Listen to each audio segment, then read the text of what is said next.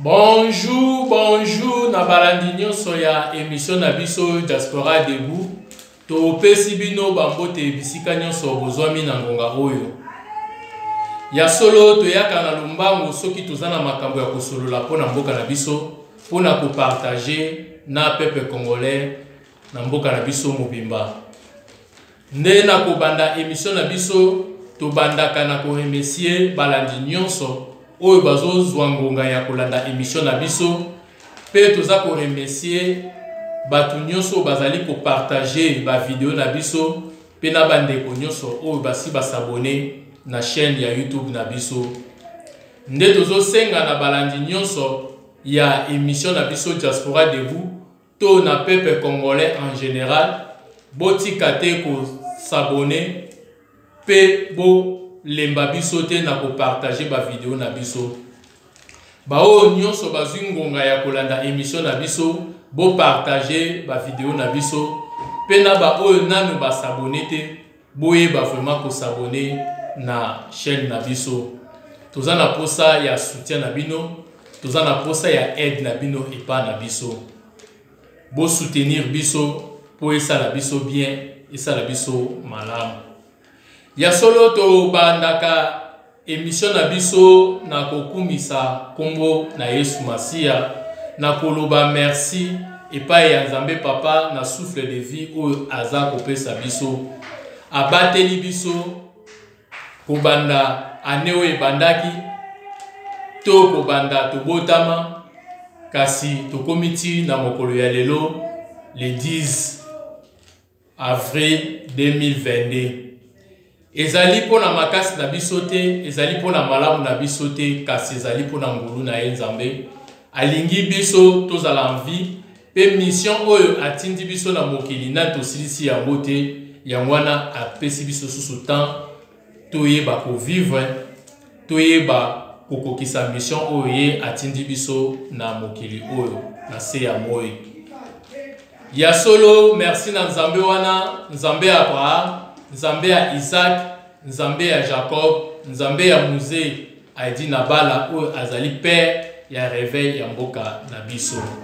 Topesi merci na Nzambe wana pe to netoli kombo na Yesu Kristo, kombo eleki ba kombo nyonso, kombo ebikisaka, kombo oyo epesaka solution,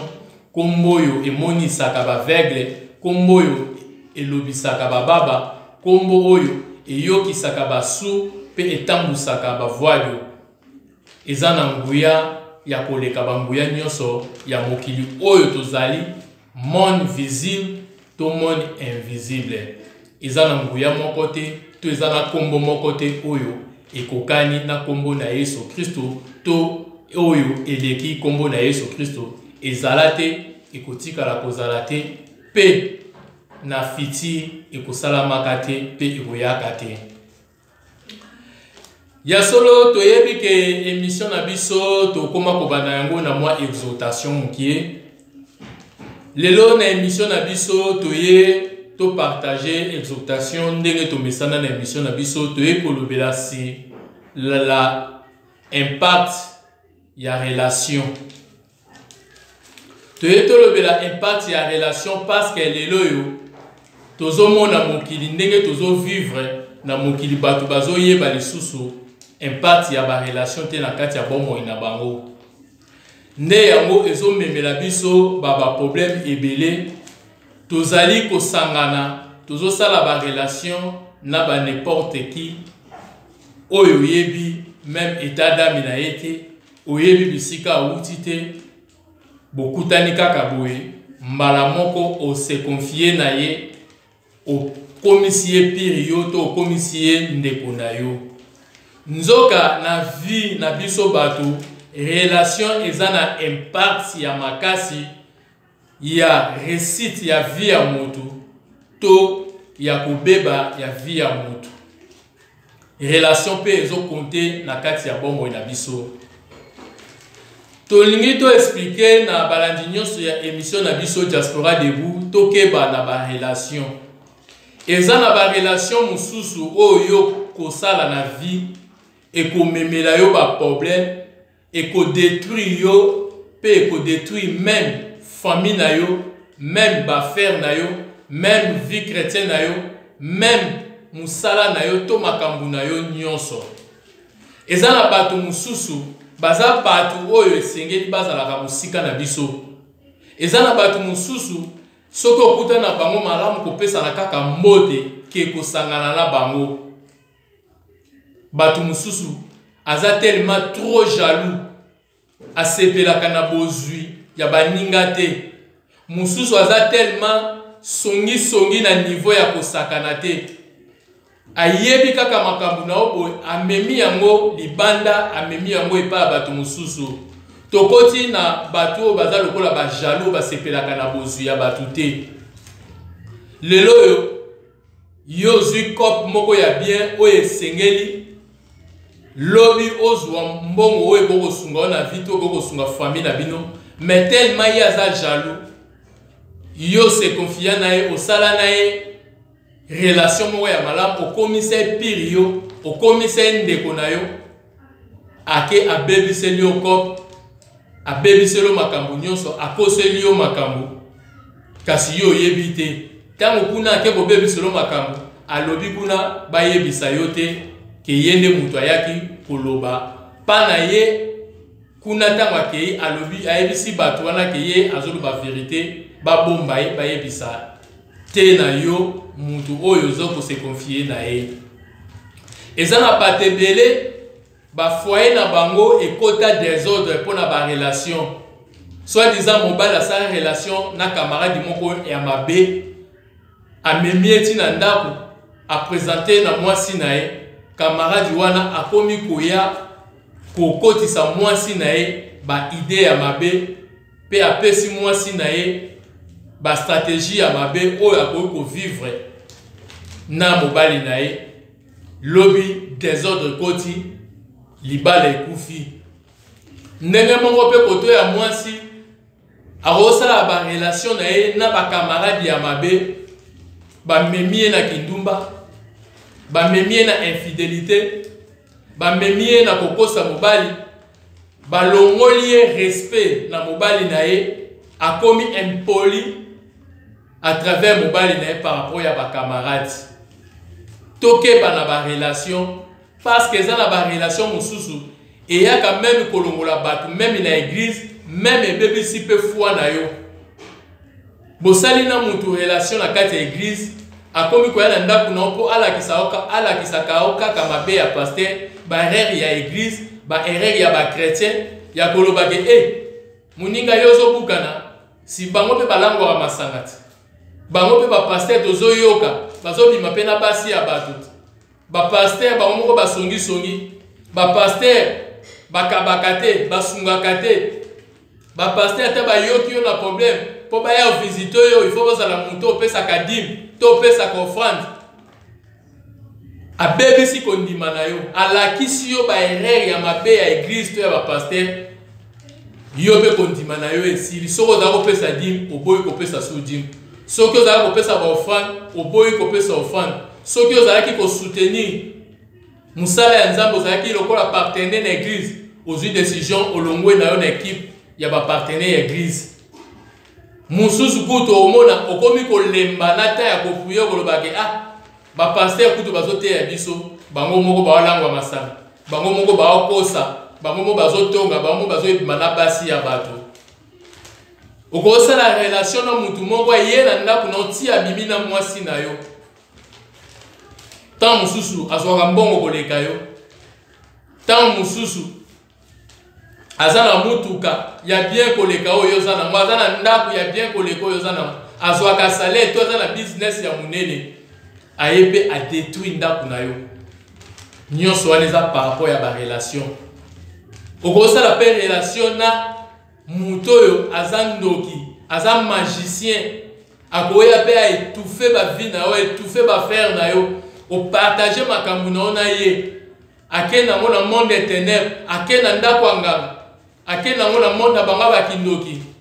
abebisi ba faire na parce que yo pesa qui est confiance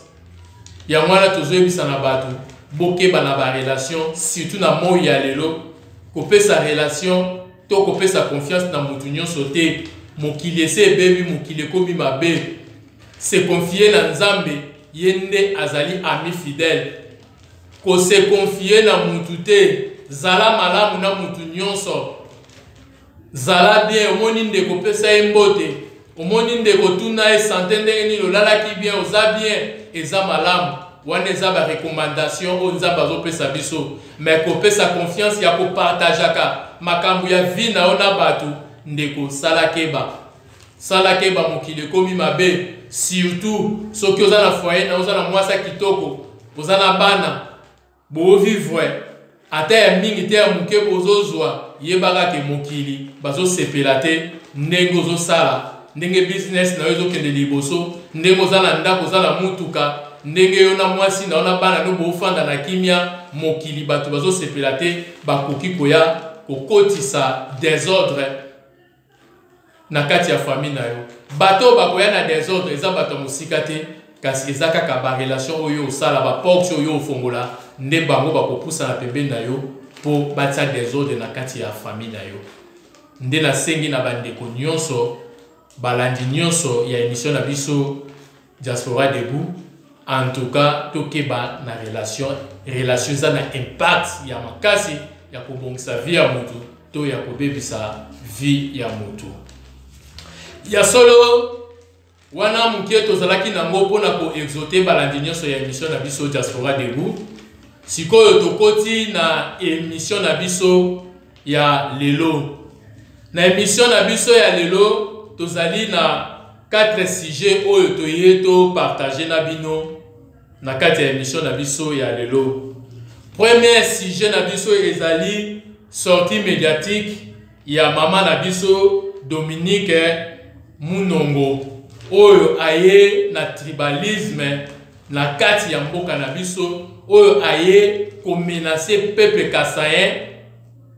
po bazo kokende na kati ya Katanga oyo aye po akabola peuple congolais to peuple kasayen na peuple katangé tokolobela yango na émission na biso ya lelo. Deuxième sujet na biso tokolobela problème ya conseiller spécial ya sécurité ya président oyo bakanga na kombo ya François Béa ba transféré na prison ya Makala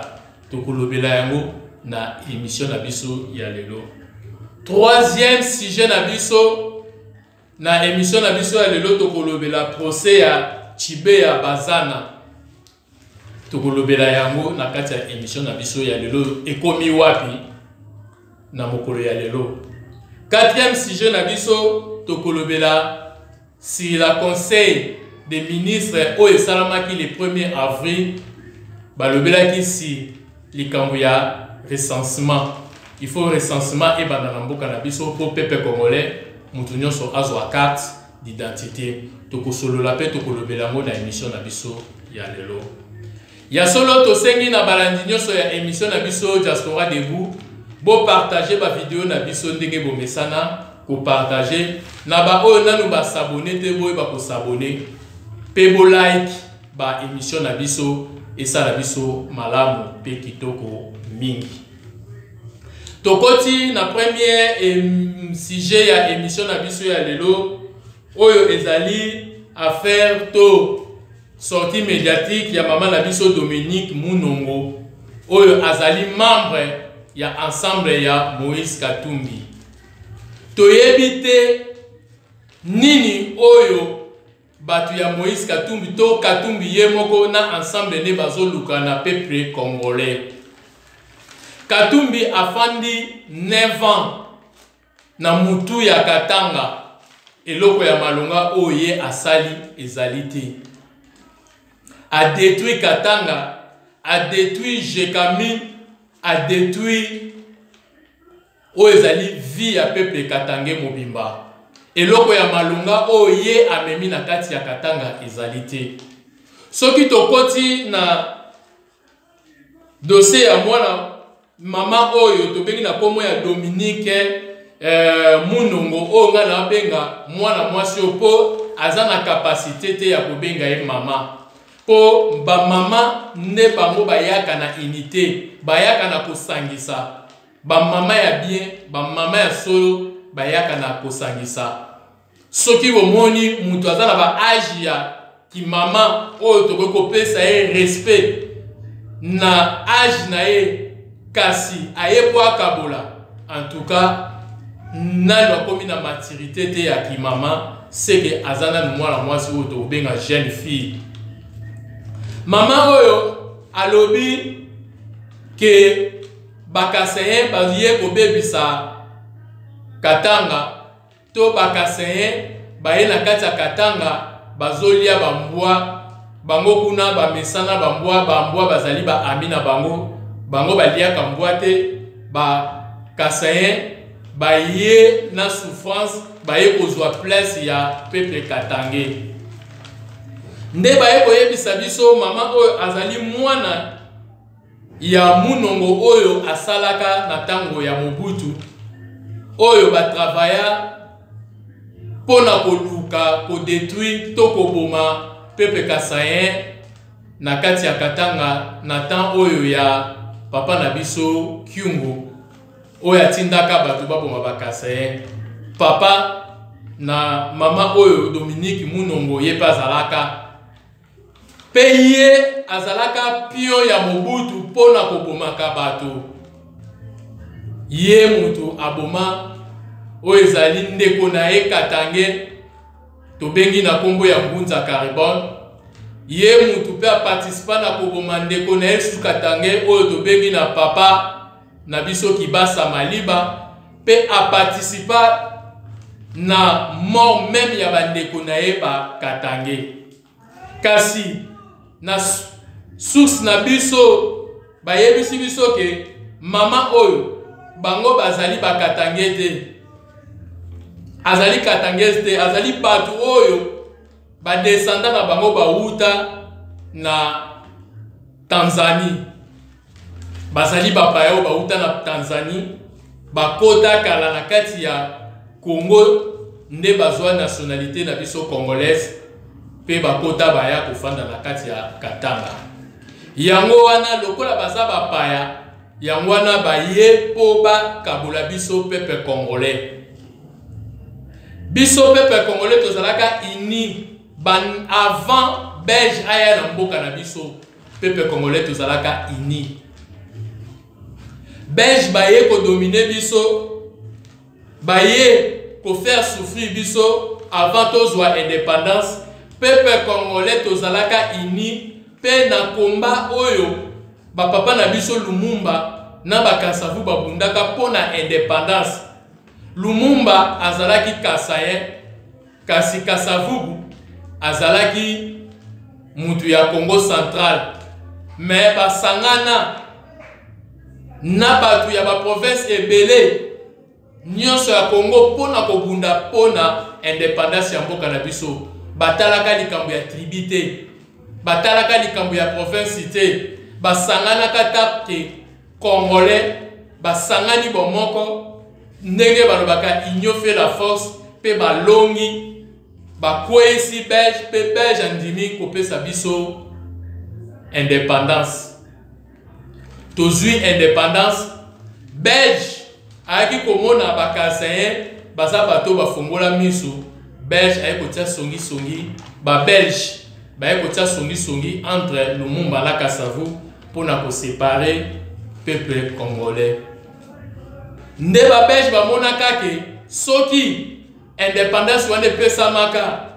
batu o ba jouaka ba rôle moko très important za ba kasayen nde belge atikaka même maloba ke na kati ya Congo un kasayen akoki jamais kozwa pouvoir. Nde peuple congolais ebele pe bazoka maloba wana bakomaka kotizer yango lokola parole de Dieu, lokola lilobe komami na Bible, lokola nzambe nde mutu alobaki yango ke peuple congolais na kati ya Congo un kasayen to muluba akoki jamais kozwa pouvoir. Mobutu aye na sima ba belge ko kabola Lumumba na Kasavu ba utiliser Mobutu ba pesi Mobutu pouvoir pe parmi ba mission o ba pesa ki Mobutu a étouffé peuple kasayen.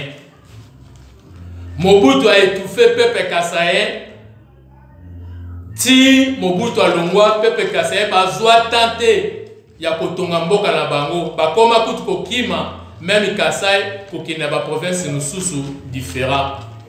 mususu kutu bazo kende tina ba pays mopaya po bakende ko vivre pona Mobutu a salaki makasi a humilié Pepe Kasaye to a empêché Pepe Kasaye ba kokako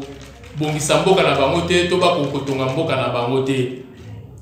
Kabila papa ndenge moko ayekoya tomona pe toyebi biso nyonso na histoire. Kabila papa aboma ngandu oyo azalaki Kasaye oyo yende mutu esengelaki azwa pouvoir kasi lokola balobaka ki Kasaye azwa pouvoir te nde basalaki nyonso babomaki ngandu Kabila ye azwi pouvoir mais Kabila pe un Kasaye mais muluba ya katanga o babengi balubakati ezalaki déjà 1-0 na monde ya bamendele o balobaki muluba ko dirige mboka te mais bandimaki ko soutenir Kabila azwa pouvoir o azalaki mulubakati donc ezalaki cheki déjà maloba na bango moko ebandaki wana 3 ans babomi Kabila baye kotiela biso mwana ndeke Kanambe na 3 ans Kabila aye na même idéologie ya konyokola Pepe Kasaye. Kabila kutu akotaki même na idéologie ya konyokola na bangala pona papa na biso Jean-Pierre Mbemba ba empêcher ba Kasaye ba nyokoli ba Kasaye ba memi Kasaye na niveau ya se po Pepe Kasaye azanga même mai ya kitoko akomela même nzela ya malamu même école ya bana batanga même ba hôpital ya malamu kasi lelo toyo komona mama oyo munongo Dominique aleki pona ko insulter Pepe Kasaye ya koloba n'importe quoi biso tozo senga na justice afongola dossier pona maman aza mokangami mama munongo Dominique mama oyo alinga kabola biso papa ki Mobutu asala ba makambo wana mais ayaki kosenga bolimbisa ye kobongisa bi ba Kasaye ba bandeko na biso foto linga bango pe papa ki matika liloba moko na Pepe Katange balinga bandeko na ba Kasaye pe bazala sima ya président de la République Félix Antoine Tshisekedi Tshilombo nyonso wana eza mutu aza kotinda bango eza Moïse Katumbi kasi tozoloba na yo Moïse Katumbi bosana Congo parce que ça congolais te ni kota père na yo ni kota mère na yo yango wana lelo soko zi pouvoir oko traiter ba Kasaye ndenge nini yebisanga na comportement ya bo utiliser Dominique Munongo po a insulter ba Kasaye bokomisi ba Kasaye lokola binemi na bino boza kolinga bokabola Pepe Katange na Pepe Kasaye attaque Pepe Katange na Pepe Kasaye basi réconcilier ba koma moto moko pe ba nyonso bazo soutenir Félix Antoine Tshisekedi Tshilombo biso to sengi na justice atelema afongola dossier pona likambo oyo justice afanda kimia te mama oyo esengeli akangama parce que biso peuple congolais mukongo muluba muswahili mungala biso so ba congolais to mutu moko esengeli to sala ini pe total intérêt ya mboka na biso pe to soutenir mwana mboka oyo nzamba tindeli biso ye oyo aza bénédiction pona biso Félix Antoine Tshisekedi Tshilombo kasi bo échouer na ba projet na bino bo échouer na maloba na bino na makanisi na bino bokanisi bokokabola ekosimba lisusu te nde tosengi na justice afongola dossier mama oyo esengeli bakanga ye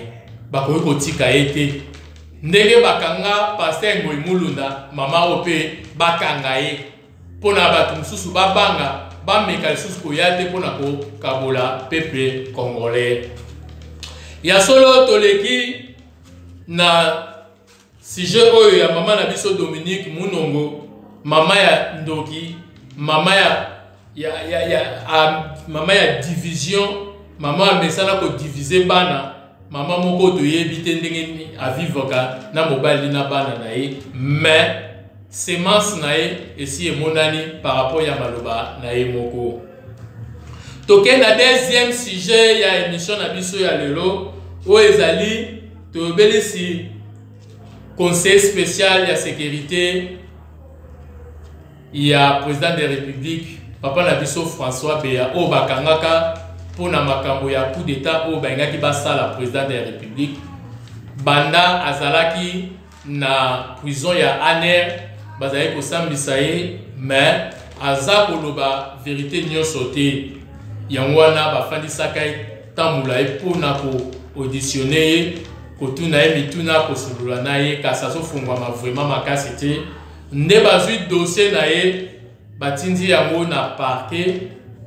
na justice pe ye batransfere na makala justice azwa dossier na ye aleka asamba soki justice ekomona ke aza accusé soki justice ekoaccusé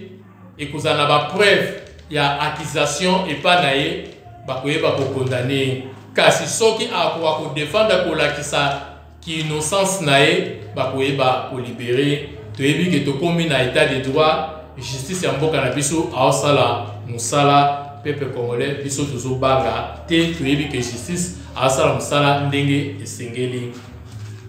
toleki na troisième sujet ya émission na biso ya lelo oyo ezali procès ya Tshibé ya Bazana oyo azalaki mutu ya ba ONG pona droit de l'homme na kati ya mboka na biso biso nyonso toyebi ndenge baboma ye toyebi liwa na ye ndenge nini esalamaka kasi bakangaka ba innocent bango nde bakangamaka na place bakanga bato oyo bango baza ba responsable ya liwa mpona kosala mascarade nde bakangaka ba innocent kasi lelo dossier yango efungwamaki na bato oyo bazalaki kosamba tomoni kombo ya acteur principal oyo ezali Joseph Kabila kombo na ye etangami oyo azali ancien président ya mboka na biso oyo azali ancien président mboka na biso azali sénateur en vie balobi nini balobi procès Tshibé ya Bazana partie civile exige la comparution immédiate de Joseph Kabila partie civile ya mboka na biso bazosenga comparution immédiate ya président Kabila la justice ba interpeller ye lokola kombo na ye bimi kuna yenda azalaki acteur principal yenda azalaki mutindi po baboma Tshibé ya pe Bazana tosengi na justice ya mboka na biso to cour militaire ya mboka na biso ba interpeller o ezali Kabila aleka asamba yebe a se défendre soki akoka ko se défendre ayebisa biso vérité soki akoka koloba vérité kasi biso toyebi ke lokola kombo na etangami na kati ya dossier to na kati ya procès toyebi ke Kabila a participa pe akokangama mais moi to confirmer ngo ezate po tozana vraiment la confirmation te kasi suka ya procès tokoya lisusu na lombango epa na bino po na koyebisa bino ndenge nini procès oyo ekosilela toyebi ke Kabila nde apesaka mitindo na John Minumbi oyo akima oyo tozoyoka lelo aza na mboka ya RIS ya kolakisa ke RIS nde azalaki lokola partenaire principal ya Kabila pona ba coup d'état oyo bazali kobongisa pona kokoyesa président Félix Antoine Tshisekedi kasi nzambe ya bolingo asali ke ba coup d'état wana échoué nde lelo oyo John Minumbi ake kobata makuna kasi toyebi ke suka justice na biso ekosenga pe bakozongisa na mboka na biso akoleka na justice akosamba pe akokangama lokola batu nyonso o basala mabe to bazosala mabe na mboka na biso ndenge baza kokangama bango pe bakokangama ya solo toleki na troisième sujet tokei na quatrième sujet ya émission na biso ya mokolo ya lelo o tobengi conseil des ministres au Salamaki le 1er avril, gouvernement bazwa qui décision ya kotia en marche makoki pe ba moyen nyonso pour na komema mboka na biso na recensement. Ya solo to sali ba année ebele na mboka na biso to zalaki ni na carte d'identité pe to yebite peuple congolais to zalaka combien ba mususu ba lobi to zalaka 80 millions, mususu ba lobi 90 millions, mususu ba lobi 100 millions, mais to yebite montrer combien au biso to zalaka na kati ya mboka na biso to zalaka combien peuple congolais to yebi nombre te ya ngwala batabatu batatonaka kasi na nzela recensement neto koyeba sikoyo nombre combien o to zalaka na mboka na biso soki to zalaka 80 millions to yeba 80 soki 90 to 100 millions to koyeba yango sikoyo ya ngwana to pesi bravo na engagement oyo gouvernement ezui pour na kobanda recensement na mboka na biso nde kala mingi te misala oyo ya recensement eza kobanda po toyeba nani aza nani toyeba tozalaka na bapaya combien na mboka na biso toyeba mutu na bapapa na ye na bakoko na ye na bandeko na ye na balider ebele ya politique ya mboka na biso toyeba bango malamu parce que bisika ebele babimela biso toyebi te toyoka kaka abima leader abima lokola papa na biso Abraham abima kaka ndenge wana lokola roi de Salam Melchisedec, yes papa na biso Abraham ite Melchisedec abima kaka ndenge wana oyo papa na ye yebani te mama na ye pa yebani te yango wana na nzela ya recensement nde tokoyeba nani aza nani awuta wapi d'origine ya nani eza wapi euta wapi ebanda wapi tokoyeba d'origine ya mutu na mutu ekosala vraiment malamu mpona mboka na biso. Bomoni recensement eza loko moko ya bien avant tokende na élection ya 2023 il faut to lekana nous na recensement pour peuple congolais a zwa carte d'identité peuple congolais ayeba même ba voisin o ba fanda kanaye o ba fanda kana bango bazaba nani même ba locataire to ba ko lupango bisika futelaka to ba futela lupango naye bayeba bango baza banani. Bomoni eloko ya malonga to pesi vraiment merci na gouvernement na biso to bete gouvernement na biso maboko. To komi na suka ya émission na biso to pesi merci na balandi nyonso ya émission na biso Diaspora Debout bo continuer na kusoutenir na biso ndenge bomesana to kutani na émission mosusu oyo to kobanda yango kala mingi te